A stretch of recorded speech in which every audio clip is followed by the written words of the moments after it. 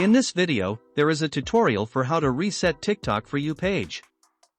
There are several things you have to do to reset TikTok For You page. The first step, open your TikTok search. Delete all traces of search in your account.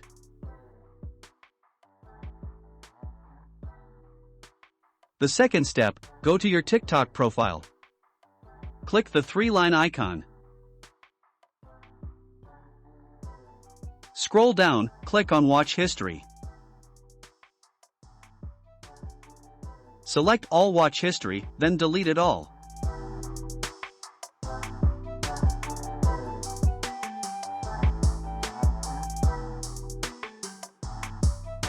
The third step, on the TikTok account settings, click Free Space.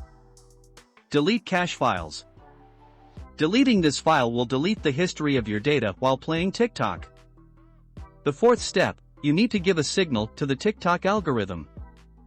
When you get a video that doesn't suit your interests, click and hold on the video for a while. Then click Not Interested. Do this continuously so that the TikTok algorithm understands that it should not recommend these videos to you.